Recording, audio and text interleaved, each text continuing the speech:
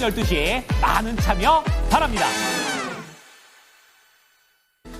자, 이제 뉴욕 증시 3대 지수 일제히 상승하면서 거래를 마쳤고 관련된 내용들 현지에서는 어떻게 보고 있는지 알아보겠습니다. 김한희 특파원입니다. 안녕하십니까?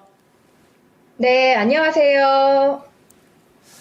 네, 바이든 대통령이 가고 이제 트럼프 대통령이 왔다라는 그런 첫 번째 거래일이 되겠는데요. 3대 지수 모두 다 올랐습니다. 분위기 어땠나요?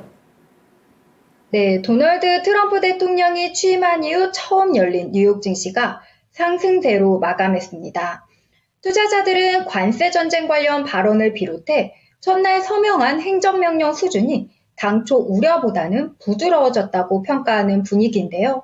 다만 중국에 대한 관세 불확실성이 남아있는 데다 4월 1일까지 무역적자 조사가 이뤄진 이후 구체적인 관세 정책이 나올 것으로 예상돼 안심하긴 이르다는 평가입니다.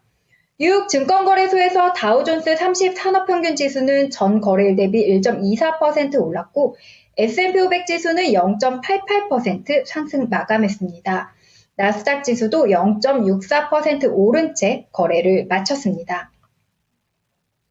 기술주들은 혼조세를 보였습니다. 매그니피센트 7에서는 엔비디아와 알파벳, 아마존, 메타 등이 상승 마감했는데요. 특히 엔비디아는 2.27% 올라 애플을 제치고 시총 1위를 탈환했습니다.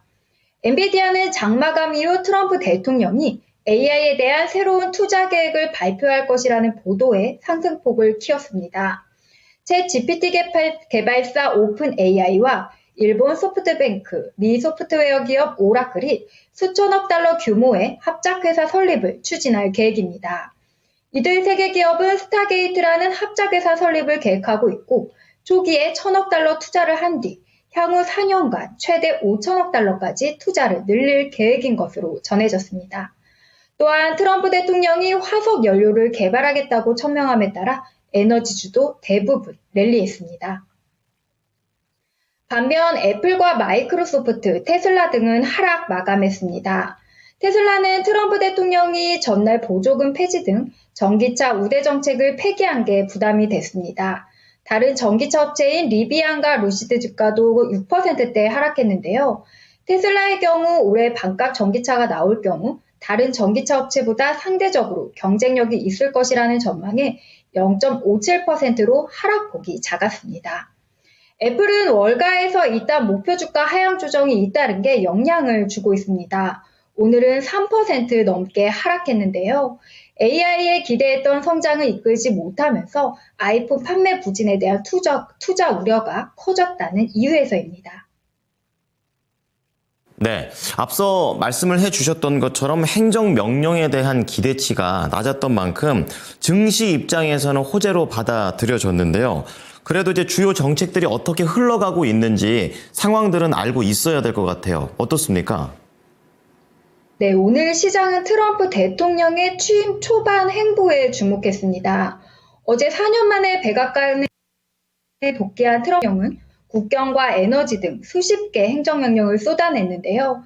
다만 기존 무역협정을 전부 재검토하라고 지시하면서도 신규 관세 조치는 일단 보류했습니다. 특히 모든 수입품에 대한 보편관세 10에서 20% 부과는 아직 준비가 되지 않았다고 밝히면서 멕시코와 캐나다에 예고한 25% 관세 부과는 2월 1일자로 검토하고 있다고 전했습니다. 중국에 대해서는 중국 동영상 공유 플랫폼인 틱톡 매각을 승인하지 않을 경우 관세를 부과할 수 있다고 밝혀 협상의 여지를 남겨뒀다는 분석입니다. 이에 투자자들은 트럼프 대통령이 인플레이션 우려로 관세를 점진적으로 부과할 것으로 해석했는데요. 월가 주요 금융회사 분석가들은 취임 첫날 트럼프의 관세 정책 관련 발언이 비교적 온건했다고 평가하면서도 2월 1일 신규 관세 부과 방침을 시사해 정책 불확실성을 지속시켰다고 판단했습니다. 모건 스탠리는 광범위하고 즉각적인 관세 부과가 발표되지 않았다면서 관세 정책 변화에 따른 주목할 만한 경제적 영향이 올해 후반에 나타날 가능성이 있다고 전망했습니다. 다만 오는 2월 1일 멕시코와 캐나다에 대한 관세 부과 가능성이 있는 만큼 관련 동향을 면밀히 주시할 필요가 있다고 덧붙였습니다.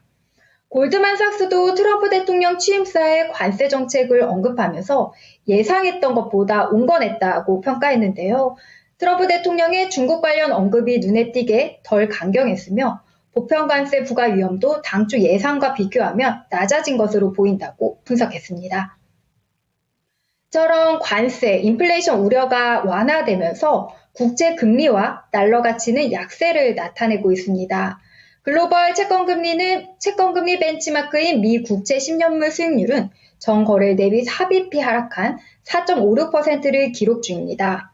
달러 가치도 하락하는 중인데요. 주요 6개국 통화 대비 미국 달러화 가치를 나타내는 달러 인덱스는 전 거래일보다 1.28% 하락한 107.8을 기록하고 있습니다.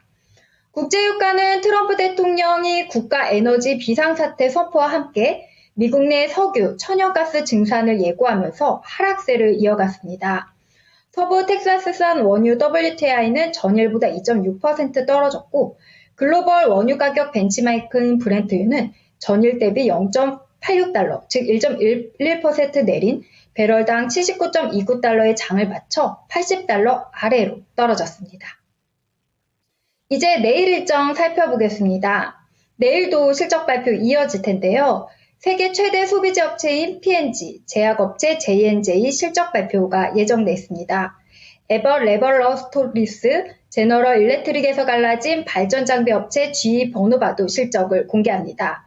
또 알루미늄 업체 알코아, 석유 탐소와 유전 서비스를 제공하는 헬리버튼도 실적을 발표합니다.